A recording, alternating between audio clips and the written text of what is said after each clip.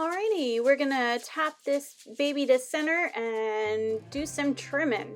So you center how you are comfortable. If you can't tap to center or not quite there yet with that skill, just keep practicing, you'll get it. Otherwise, you can use the needle tool trick that you've seen in previous videos to recenter your pot. You're going to take if you can hold your tool in both hands, that's ideal. If not, try to have your hands connected. We're going to trim this pot. I'm just trimming the sides straight to get some of the weight out of the bottom. I will trim the bottom a little bit, just again to get the weight out. And then what I'm going to do is throw a foot. And I'm doing that. The reason I didn't throw this thick and trim a foot later is because I want to throw a fairly deep foot so I can carve into it, and I don't want to have to trim all that clay away later.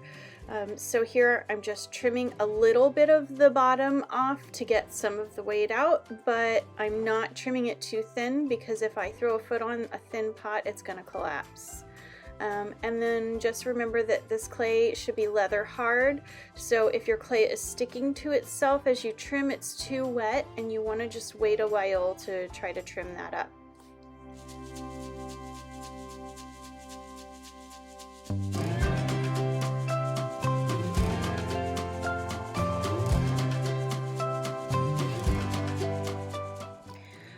Okay, what I'm going to do next is attach this coiled foot and throw it.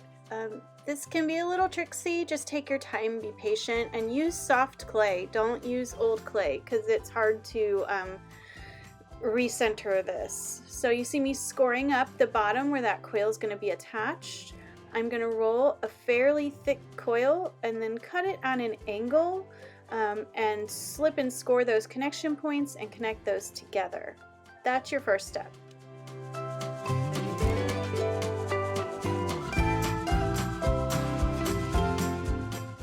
Okay, so we're slipping and scoring this coil on. I should note that it's pretty important that you roll an even coil. If you have trouble rolling even coils, you can use the extruder. If you're not sure how to do that, we can help you out. At the moment, we require gloves, but once we're out of COVID times, you won't have to worry about that.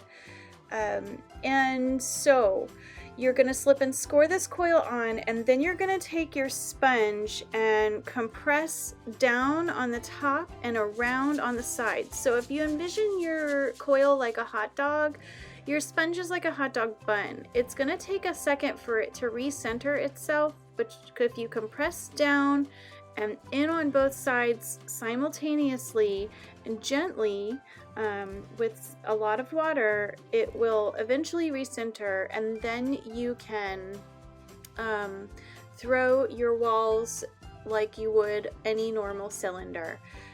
You'll see also that I kind of work that connection point down with my thumb, and that is to make that whole centering process easy.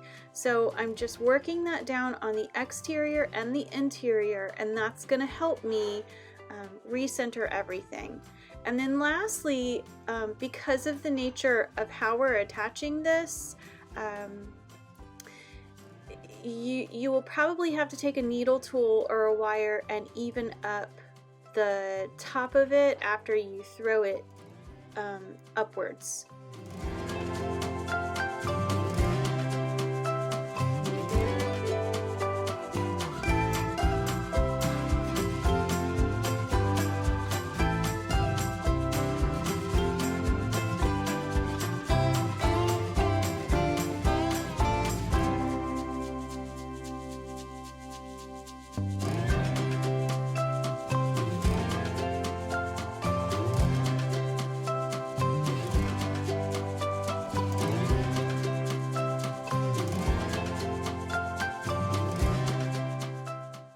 Okie dokie, next you're going to trim your lid. I'm trimming this lid just plain round. So you're going to recenter this little bowl that you made and lock it down with your soft worms, and you're going to take your tool and just hit the edges to even it up. So go soft when you're starting with these things, and then you know, as they get a little more even with your trimming, you can push a little harder. So I'm just catching the edge, and I'll slowly roll my tool to trim that round.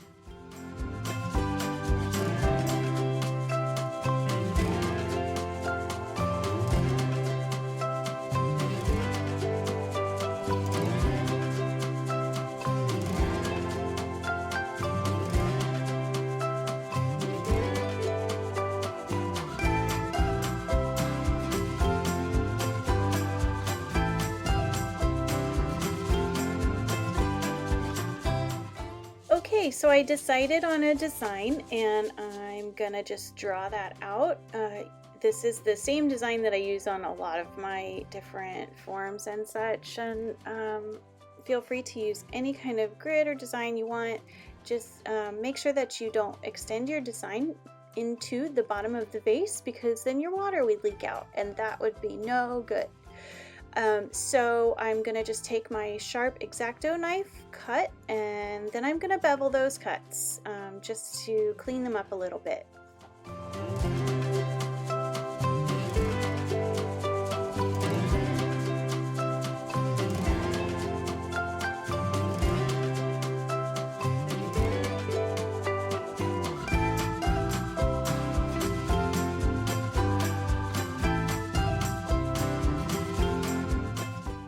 So fun facts about flower frogs.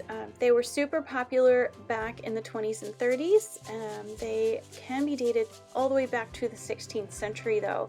They're just a real fancy way of arranging flowers.